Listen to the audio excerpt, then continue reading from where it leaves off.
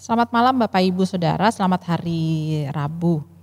Bapak Ibu Saudara tadi sudah baca ya Rut pasal 3 ayat 8 sampai dengan ayatnya yang ke-15.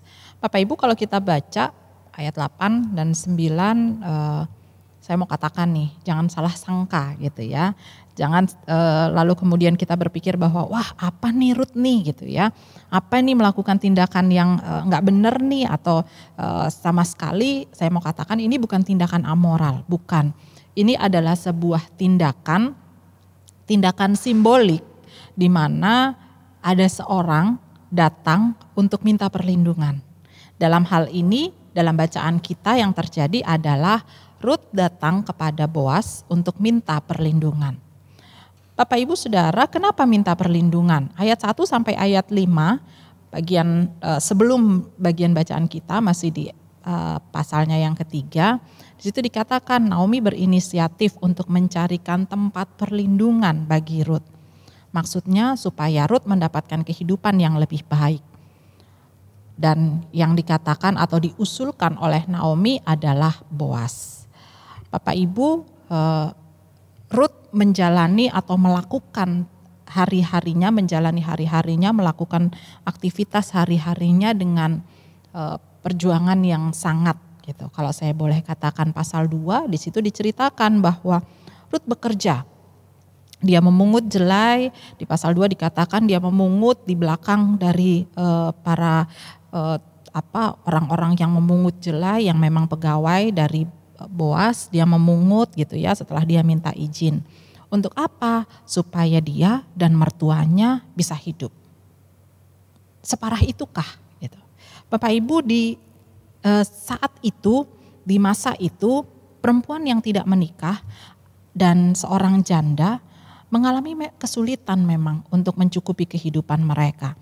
Kenapa? Karena harta, kekayaan, semua itu adalah milik laki-laki. Harta dan kekayaan yang milik laki-laki diwariskan kepada anak laki-laki. Dampaknya apa? Seorang perempuan tidak punya apa-apa. Seorang perempuan tidak memiliki harta, seorang perempuan tidak memiliki warisan, dan karena itu seorang perempuan perlu mencari suami atau katakanlah dia perlu mendapat perlindungan dari anak laki-lakinya. Juga mendapatkan perhatian dari mereka. Nah, usul Naomi berangkat dari tradisi ini, berangkat dari situasi atau keadaan yang terjadi saat itu. Berangkat tentang tradisi Israel tentang penebus itu tadi. Jadi ada orang atau ada laki-laki atau anak laki-laki atau suami yang akan datang untuk menjadi penebus bagi janda atau bagi seorang perempuan yang tidak memiliki apa-apa ini tadi. Penebus bertanggung jawab untuk menebus anak saudaranya. Bapak Ibu bisa baca, dapat gambaran itu di Imamat pasal 25. Di situ baik ayatnya yang ke-25, ayatnya yang ke-28, 48 maksud saya, di situ digambarkan penebus itu mau untuk apa saja sih gitu ya. Misalnya ayatnya yang ke-25 dari Imamat 25 itu kalau tanah sudah dijual, lalu penebus punya tanggung jawab untuk membeli kembali tanah itu. Lalu juga untuk melepaskan kaum keluarganya dari perbudakan. Itu juga tanggung jawab seorang penebus. Di Ulangan pasal 25 di situ juga dicatatkan tanggung jawab yang lain dari seorang penebus. Apa itu?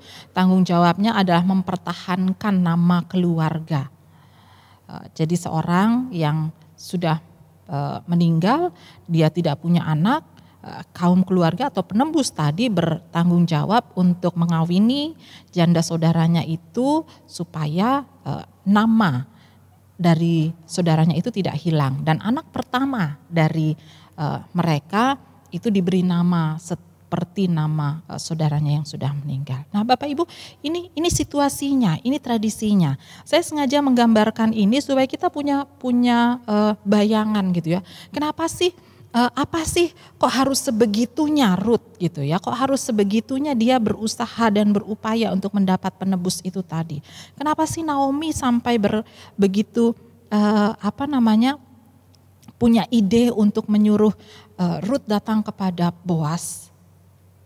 Jadi ada latar belakang, ada sejarah, ada situasi, ada tradisi yang terjadi yang harus mereka hadapi pada waktu itu. Kembali ke bacaan kita Bapak Ibu Saudara, ayatnya yang ke-10 sampai dengan ayatnya yang ke-13 ketika Boas menyadari bahwa Rut berbaring di sebelah kakinya, maka Boas berjanji untuk memberi perlindungan. Boas berjanji bahwa dia akan mewujudkan atau memberikan apa yang diharapkan oleh Rut. Karena Rut mohon supaya dia melindungi. Di ayatnya yang ke-9 itu dikatakan, kembangkanlah kiranya sayapmu melindungi hambamu ini. Gitu. Sebab engkaulah seorang kaum yang wajib menebus kami. Nah, Boas berjanji, ayat 10-13 Boas katakan dia akan lakukan itu. Bapak Ibu, saya mengajak kita kembali melihat situasi atau tradisi yang ada atau kebiasaan-kebiasaan yang ada saat itu. Di Bilangan pasal 36 dan di Ulangan 25, di situ dikatakan bahwa ada hukum Musa yang mewajibkan bahwa seorang kaum kerabat untuk memperhatikan kebutuhan janda atau siapapun untuk memperhatikan kebutuhan seorang janda. Dan Naomi dan Rut adalah seorang janda. Dan menjadi tanggung jawab kalau kita tarik ke bagian Rut dan bacaan Rut kita hari ini, itu menunjukkan bahwa ya Boas punya tugas, punya tanggung jawab untuk apa? Untuk memenuhi kebutuhan Rut dan juga pasti ibu mertuanya yang juga sudah janda. Mereka ditinggal mati oleh anak dan suami sehingga mereka tidak memiliki apa-apa lagi. Tetapi masih dari Bilangan 36 dan juga Ulangan 25, di situ dikatakan bahwa tidak harus penebus itu yang dalam hal ini Boas menikahi Rut. Dia bisa saja tetap bertanggung jawab, katakanlah bertanggung jawab secara finansial, tapi dia tidak menikahi. Itu bisa terjadi. Dan apapun akhirnya, tapi di ayatnya yang ke-10 sampai 13 di situ dikatakan bahwa Boas berjanji dia akan menebus atau memberikan perlindungan kepada Rut. Ayatnya yang selanjutnya Bapak Ibu Saudara, ayatnya yang ke-14 dan 15 di situ ditunjukkan bahwa Boas bukan hanya berjanji tetap untuk memenuhi kebutuhan hidup Rut, tapi juga dia menunjukkan, dia membuktikan. Boas memberi bukti yang nyata di bagian bacaan kita. Di situ dikatakan bahwa setelah pagi Boas menyuruh Rut untuk pulang dan di situ dikatakan jangan diketahui orang bahwa seorang perempuan datang ke pengirikan. Apa maksudnya? Boas tetap berusaha untuk menjaga, melindungi walaupun memang belum secara sah benar-benar itu sudah dilakukan gitu, tapi secara penampakan dia sudah menunjukkan bahwa ya dia tidak mau Rut lalu kemudian nanti dipandang salah oleh orang-orang saat itu, orang-orang yang ada di sekitarnya. Tidak hanya itu, di ayatnya yang ke-15 juga di situ ditunjukkan bahwa untuk sebelum pulang Boas memberikannya 6 takar jelai untuk dibawa pulang. Jadi 10-13 Boas katakan iya dia akan melakukan itu, lalu 14 dan 15 dia sudah mulai tunjukkan. Gitu ya, dia sudah mulai tunjukkan itu. Bapak Ibu, saudara yang Tuhan kasihi, selanjutnya kita tahu ceritanya gitu ya. Kalau kita baca terus ke bawah ayat 16 sampai 18 lalu juga pasalnya yang keempat, di situ kita akan dapat kisah selanjutnya bagaimana lalu kemudian Boas bertindak. Bahkan di situ juga ditunjukkan bahwa pagi-paginya setelah selesai dengan memberikan jelai langsung Boas pergi ke kota, itu ayatnya yang ke-15 bagian akhir. Lalu segera dilanjutkan dengan bagaimana Boas menunggu di pintu gerbang untuk berjumpa dengan penebus yang seharusnya orang pertama menebus Rut. Bapak Ibu itu kisah selanjutnya kita tahu gitu ya. uh, dari bagian Alkitab ini, dari bagian kisah Rut dan Boas, khususnya dari pasal 3 ayat 18 sampai 15, saya mengajak kita melihat 3 hal Bapak Ibu. Menjadi refleksi atau perenungan bagi kita. Yang pertama, saya mengajak kita lihat dari sisi Rut. Apa yang terjadi di situ? Bapak Ibu, saya mau katakan begini, bahwa pertama kita belajar bahwa dari Rut bahwa menjadi pribadi atau menjadi orang itu tidak boleh putus asa. Kenapa saya katakan begitu? Karena jelas dari bacaan kita, mulai dari pasalnya, dari kisah Rut ini mulai dari pasalnya yang kedua, di situ diceritakan bagaimana dia bekerja, bagaimana dia memungut jelai, bagaimana dia dari pagi sampai petang, ketika semua istirahat dia tetap melakukan pekerjaan itu sampai kemudian dia dipanggil dan seterusnya. Dia berusaha sangat keras, dia benar-benar berjuang, dia benar-benar melakukan segala daya upaya untuk bisa apa? Untuk bisa membuat kehidupannya dan mertuanya menjadi lebih baik. Ingat ya di bacaan kita pasalnya yang pertama ketika Naomi pulang kembali ke Bethlehem, lalu kemudian dia disapa, dia katakan jangan panggil aku Naomi, panggil aku Mara karena hidupku pahit. Kenapa? Karena mereka pulang ya hanya mereka tidak membawa sesuatu pun yang bisa mereka banggakan, yang bisa mereka tunjukkan. Mereka tidak mempunyai harta benda dan lain sebagainya. Mereka pulang dalam keberadaan yang berkekurangan. Sehingga Rut harus berjuang, Rut harus berusaha. Bapak Ibu Saudara, ini menjadi catatan refleksi untuk kita. Ya, dengan situasi saat ini, pandemi COVID-19, Bapak Ibu, ada banyak di antara kita yang dalam situasi hidup kita menjadi tidak nyaman. Ada banyak di antara kita mungkin yang saat ini sudah tidak bekerja.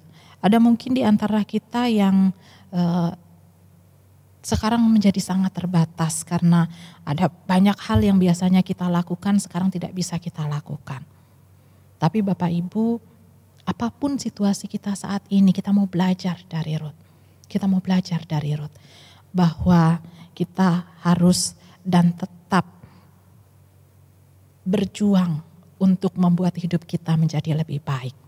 Kita harus tetap melakukan semua yang benar. Kita harus tetap ada dalam semangat. Kita tidak boleh berputus asa. Kita harus tetap berjuang untuk membuat situasi hidup kita menjadi lebih baik. Bapak Ibu Saudara, mungkin kita saat ini ada di situasi Rut. Catatan firman Tuhan hari ini mengingatkan kita, jangan khawatir, jangan khawatir. Kenapa saya katakan jangan khawatir? Kalaupun saat ini kita ada di situasi Rut yang harus berjuang dengan luar biasa untuk bisa memperbaiki hidup kita. Jangan lupa, Tuhan tidak pernah meninggalkan kita. Tuhan tidak pernah meninggalkan kita.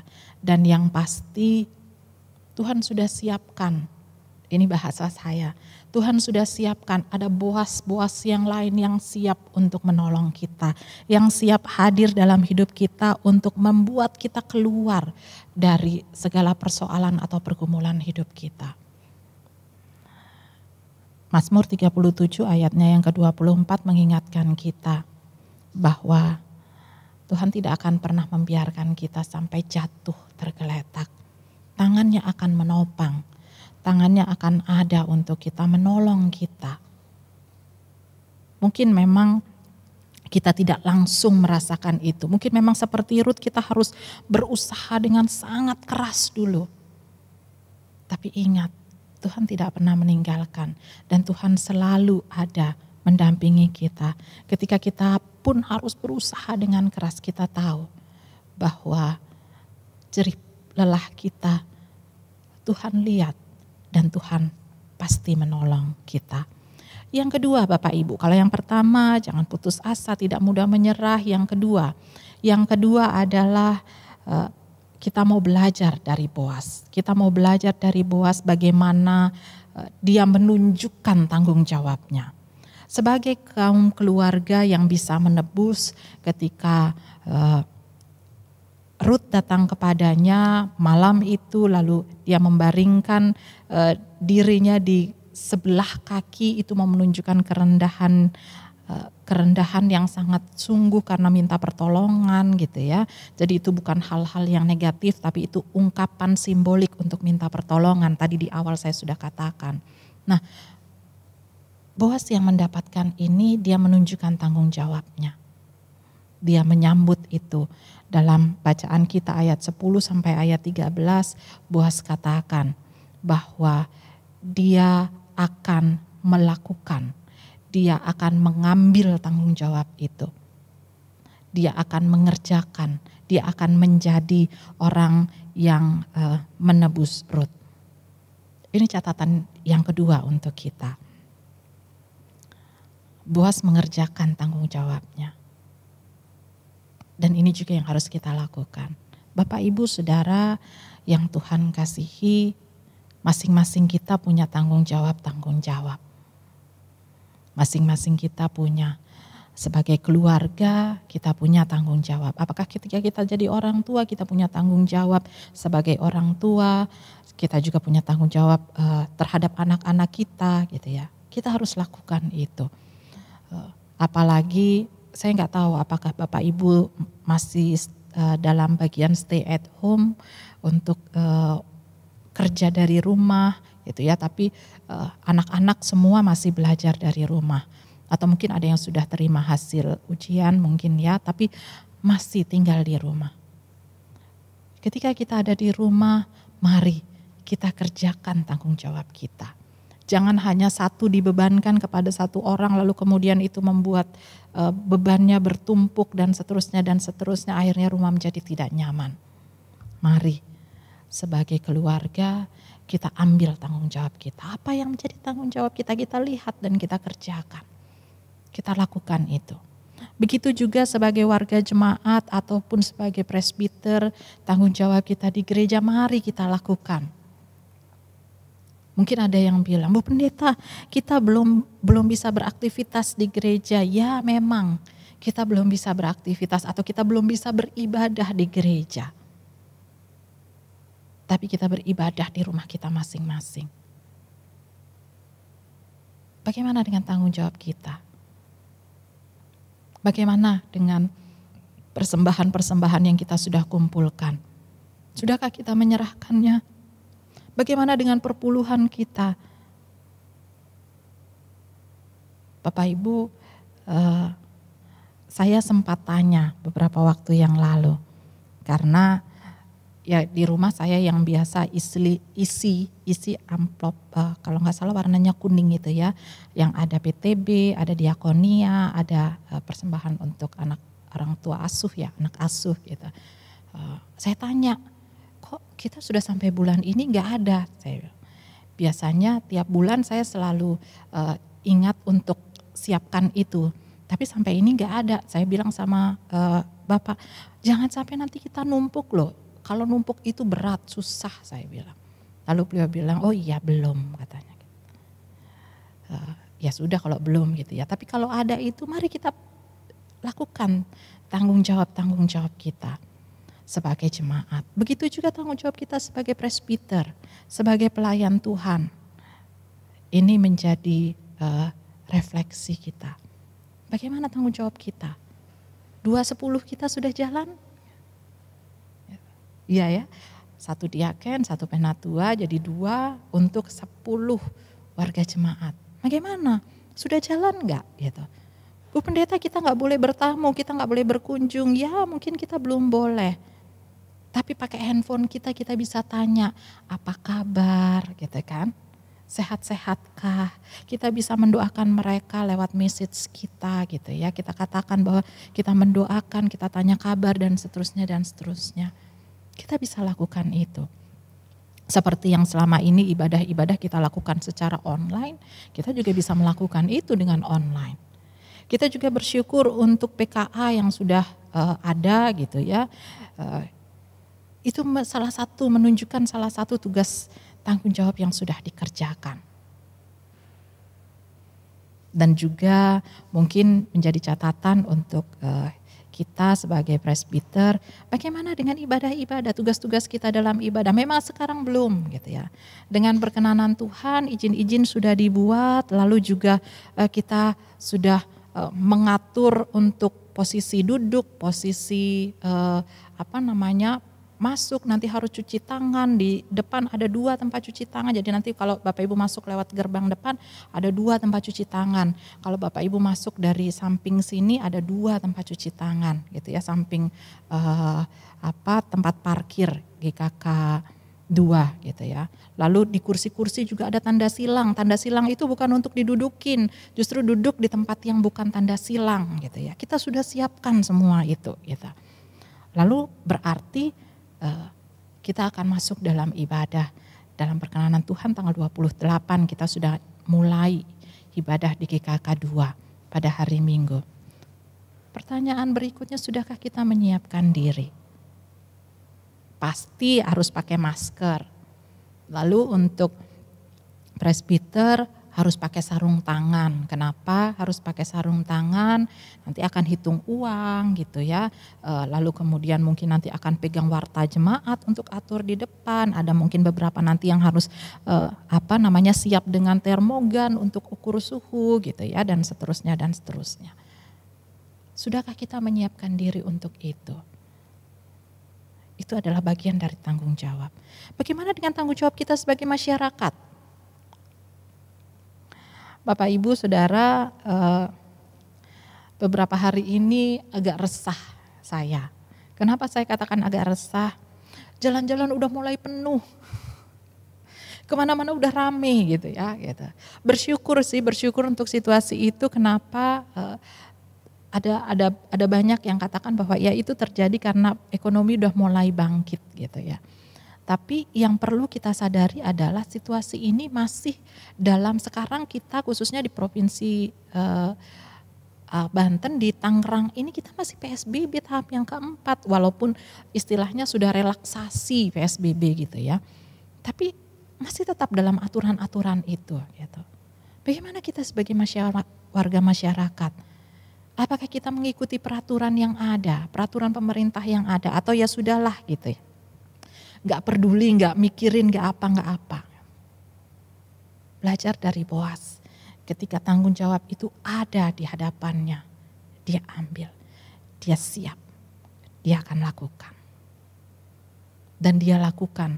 Pasal 4 nanti di hari Kamis besok gitu ya, itu akan dibaca, Kamis pagi dan malam itu akan dibaca. Di situ kita akan dapat bagaimana tanggung jawab Boas dibuktikan, dinyatakan, ditunjukkan. Gitu. Yang ketiga Bapak Ibu, yang pertama tidak putus asa, yang kedua melakukan tanggung jawab, yang ketiga kita lihat atau belajar dari Boas. Apa itu? Taat pada aturan yang ada.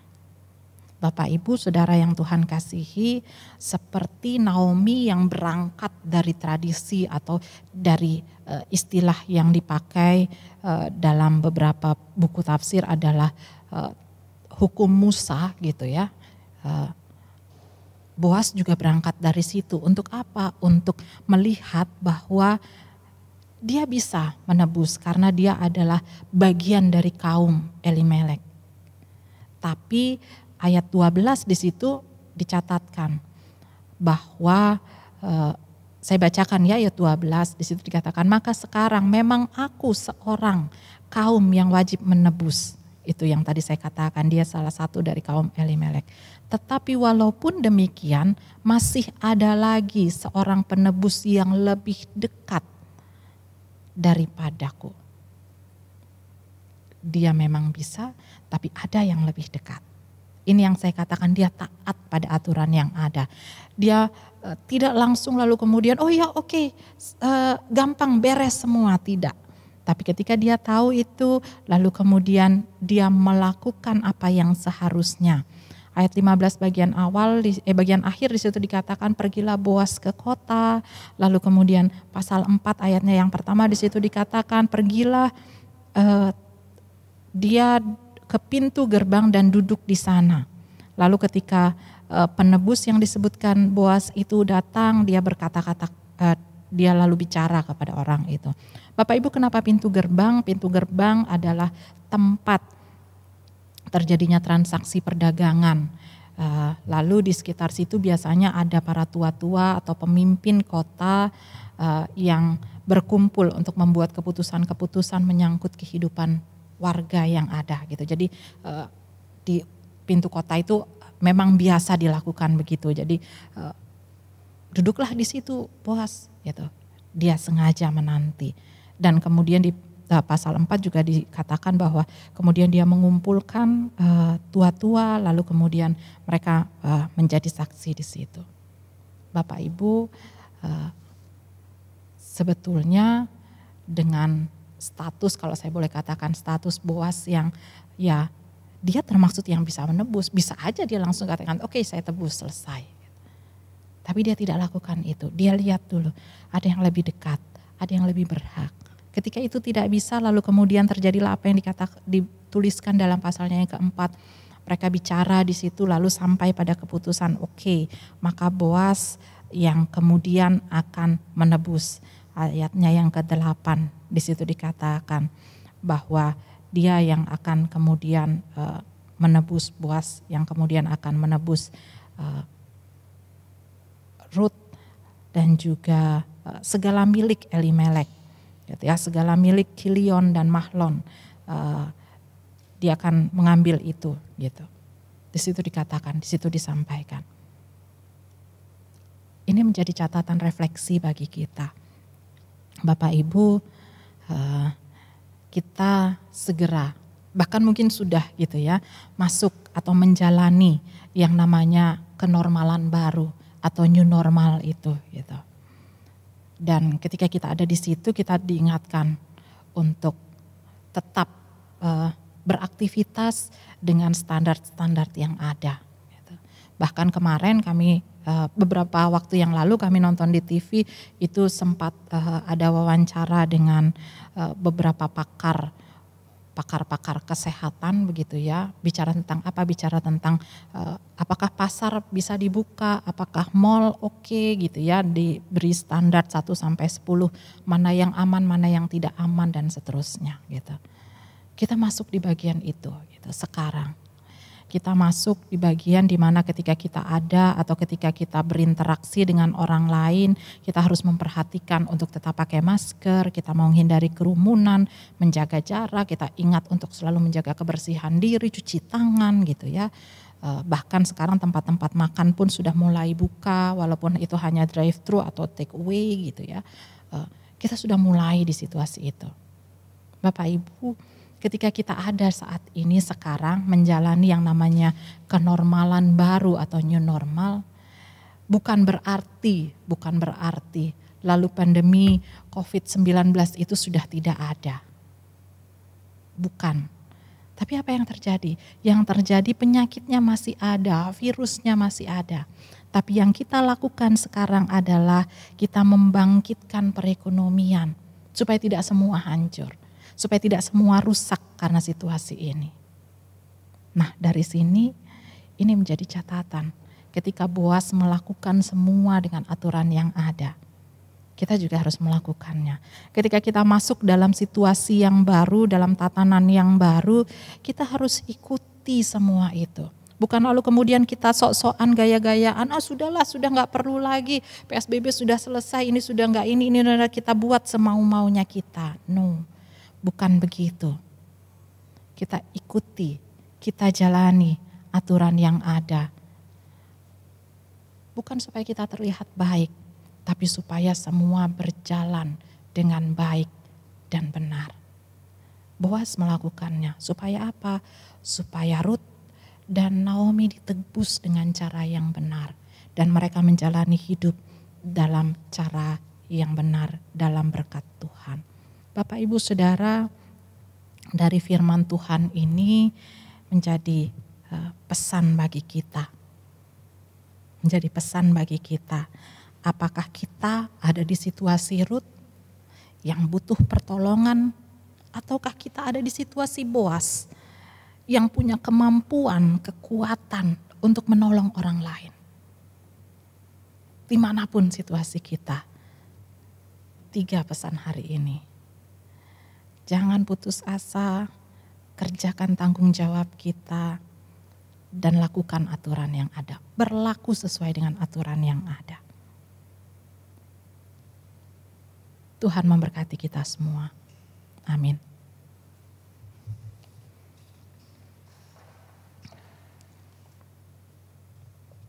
Kita akan masuk dalam respon untuk firman Tuhan. Kita akan menyanyi dari Kidung Jemaat 343, baitnya yang pertama dan baitnya yang kedua, Dunia dalam Rawa Payah.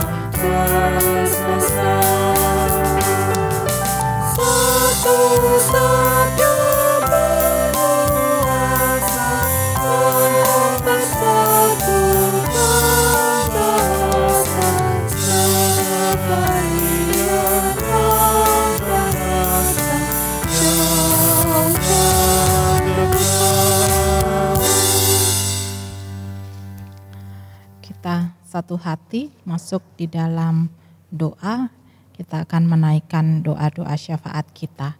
Mari kita berdoa. Bapa dalam kerajaan surga, kami bersyukur untuk firman-Mu. Terima kasih Tuhan, kami boleh belajar dari pribadi-pribadi yang digambarkan, dituliskan, diceritakan dari Alkitab. Tolong kami supaya dalam hidup kami boleh benar-benar meneladani kehidupan seorang Ruth yang tidak mudah menyerah. Kami juga boleh meneladani seorang Boas yang bertanggung jawab dan menjalankan tanggung jawabnya seturut dengan tatanan aturan yang ada. Tolong kami Tuhan, tolong kami supaya kami boleh menyatakan atau melakukan firman Tuhan itu dalam hidup kami. Kami boleh menjadi pribadi yang terus mau berjuang, terus mau berusaha.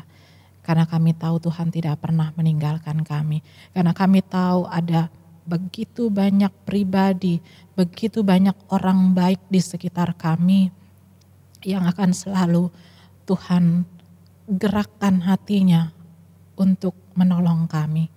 Kami juga memohon Tuhan terus menolong kami supaya ketika kami ada dalam situasi mampu untuk menolong orang lain, kami juga mau melakukannya dengan kesungguhan dan ketulusan. Kami juga boleh mengambil bagian dan tanggung jawab kami untuk mengerjakan semuanya dengan sungguh. Kami juga mau dan senantiasa diingatkan untuk boleh menjalani segala tatanan dan aturan yang ada, sehingga hidup kami boleh sungguh-sungguh mencerminkan kemurahan Tuhan dan kasih sayang Tuhan. Bapa dalam kerajaan surga, dalam kesatuan hati kami bersama berdoa, mohon pertolongan dan kemurahan Tuhan untuk keberadaan jemaat kami, khususnya untuk persiapan-persiapan untuk pembukaan ibadah hari Minggu di GKK 2 dan juga di Pospel Taman Adiasa. Tuhan, kasih dan kemurahan-Mu menolong supaya semua persiapan boleh dilakukan dengan baik. Tidak hanya persiapan untuk gedung ibadah yang kami lakukan, tapi juga kami mempersiapkan pribadi-pribadi jemaat Tuhan, pelayan Tuhan, sehingga ketika kami datang dengan kerinduan, tapi kami juga boleh datang dengan tetap mengingat dan memperhatikan semua peraturan-peraturan yang ada, semua ketetapan-ketetapan yang ada, seperti misalnya kami harus selalu menggunakan masker baik di dalam gedung ibadah, ketika kami bernyanyi pun kami tetap harus memakainya. Ketika kami datang juga kami harus dicek suhu tubuh, harus mencuci tangan dan semuanya. Tuhan tolong kami supaya kami juga mempersiapkan diri dan hati kami dengan baik. Tidak hanya dalam kerinduan untuk beribadah, tapi juga mempersiapkan segala sesuatu sehingga ibadah kami menjadi sungguh-sungguh satu ibadah yang memuliakan nama Tuhan. Bapa dalam kerajaan surga, kami juga bersatu hati berdoa untuk saudara-saudara kami jemaat Tuhan yang ada dalam kondisi lemah tubuh. Kami berdoa untuk Bapak Aha Siregar, kami berdoa untuk Ibu Kristi Siregar Simanung Kalit, untuk Ibu Eliawasti Pandi, untuk Saudari Kristi Sukabdi, untuk Ibu Riris Mayor, untuk Bapak Sabar Saragi, untuk Bapak Turiman Lubis, untuk Bapak Edwin Hutagalung, untuk mereka semua yang ada dalam kelemahan tubuh Tuhan. Kami mohon jamahan kasih Tuhan untuk mereka. Tuhan bersama dengan mereka, memberkati obat-obatan yang mereka minum, menguduskan makanan dan minuman yang mereka konsumsi. Tuhan juga limpahkan berkat Tuhan, kasih sorgawi atas seluruh kaum keluarga yang mendampingi, yang menjaga, sehingga itu juga boleh menjadi alat di tangan Tuhan untuk menolong saudara-saudara kami boleh mendapatkan kondisi yang lebih baik. Kalaupun tubuh mereka boleh lemah, tapi kami percaya mereka tetap ingat bahwa Tuhan tidak pernah meninggalkan. Tuhan selalu beserta, selalu bersama, selalu meneguhkan. Kami juga bersatu hati berdoa untuk ibu-ibu yang saat ini dalam masa kehamilan. Kami berdoa untuk Nyonya Christine Samosir. Kami berdoa untuk Nyonya Margareta Yuniker, untuk Nyonya Oktaviani Simanjuntak, untuk Nyonya Karina Wati Helu, untuk Nyonya Olga Sianturi, untuk Nyonya Marla Alphonse, untuk Nyonya Margaret untuk Nyonya Margaret Sapteno. Kasih-Mu beserta dengan mereka semua, menjaga baik ibu maupun bayi yang ada dalam kandungan, sehingga semua boleh ada dalam kondisi yang baik, sehat, sampai pada waktunya nanti akan bersalin. Tuhan juga memberkati seluruh kaum keluarga, suami, dan juga semua keluarga yang mendampingi, sehingga mereka semua juga boleh mendampingi dengan penuh syukur dan sukacita. Kami juga berdoa dan memohon kemurahan Tuhan untuk semua bagian dari jemaat Tuhan, semua saudara-saudara kami Tuhan yang ada baik di Parung Serap maupun di Pospel Taman Adiasa. Tuhan memberkati dan menolong mereka semua dalam kondisi dan keadaan masing-masing. Tuhan peliharakan mereka seperti Tuhan memelihara dan menjaga tiap-tiap kami. Bapa dalam kerajaan surga, bersyukur untuk kegiatan-kegiatan yang sudah boleh terus terjadi, kegiatan pelayanan yang sudah boleh terjadi di jemaat kami. Walaupun terbatas, tapi kami percaya kemurahan Tuhan senantiasa boleh ada. Bersyukur juga untuk PAPT yang hari Minggu kemarin boleh melaksanakan Zoom. Tuhan terus memberkati untuk perekaman-perekaman selanjutnya, untuk ibadah-ibadah selanjutnya yang akan dilakukan dengan kembali rekaman. Tuhan memberkati. Demikian pun Tuhan, kami mohon kemurahan dan kasih Tuhan untuk pegawai kantor gereja, untuk semua yang memberi diri untuk pelayanan di jemaat Tuhan. Demikian pun saudara-saudara kami yang selalu dengan penuh ketulusan dan sukacita ambil bagian dalam setiap proses perekaman untuk ibadah-ibadah. Tuhan memberkati dan beserta dengan mereka. Bapa dalam kerajaan surga, semua kegiatan-kegiatan dalam jemaat kami bawa dalam kemurahan Tuhan. Kami percaya kasih dan kemurahan Tuhan selalu akan menuntun dan menyertai jemaat kami. Kami juga berdoa mohon kasih sayang Tuhan untuk saudara-saudara kami, untuk warga masyarakat, untuk banyak orang di luar sana yang terdampak oleh virus COVID-19. Para pasien, Tuhan memberkati dan menolong mereka. Kami juga berdoa untuk upaya penanganan pandemi COVID-19 ini. Tuhan kasih-Mu menolong, menyertai. Kami berdoa untuk para dokter, juru rawat. Tuhan memberikan kekuatan dan kesehatan yang asalnya dari Tuhan. Sehingga dengan sukacita mereka boleh terus melakukan tanggung jawab mereka. Kami berdoa untuk rumah sakit yang menangani pasien. Kami berdoa untuk upaya-upaya penelitian yang dilakukan untuk menemukan vaksin dari COVID-19 ini. Tuhan beri hikmat atas setiap orang yang melakukannya.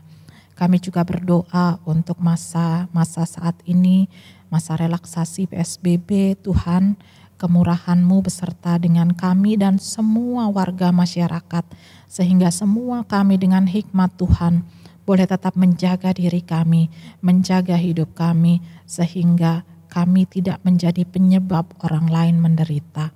Bapa dalam kerajaan surga, kami juga berdoa untuk pemerintah bangsa dan negara kami, mulai dari Bapak Presiden, Wakil Presiden, para menteri dan semua pemimpin bangsa kami sampai ke daerah.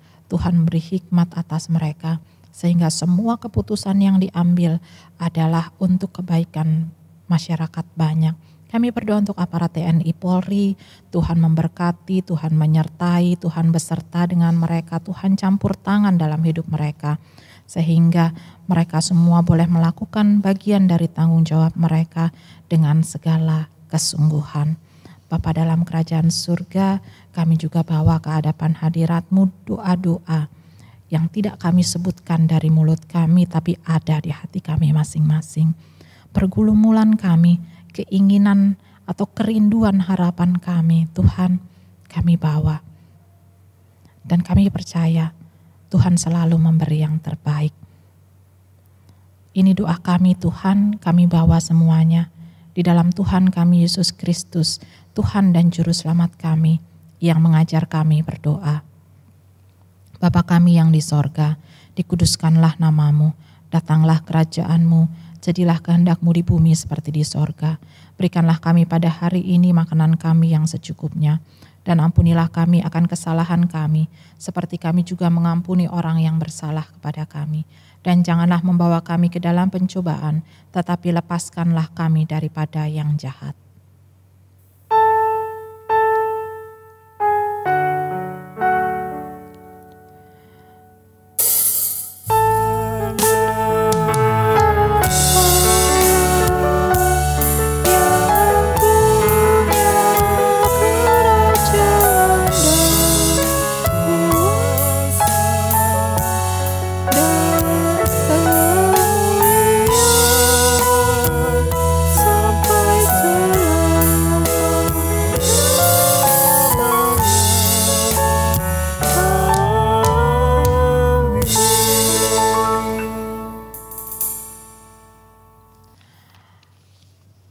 Bapak Ibu silakan melanjutkan ibadah di tempat masing-masing bersama dengan keluarga, lanjut dengan persembahan dan selamat melanjutkan ibadah. Tuhan memberkati ibadah kita semua.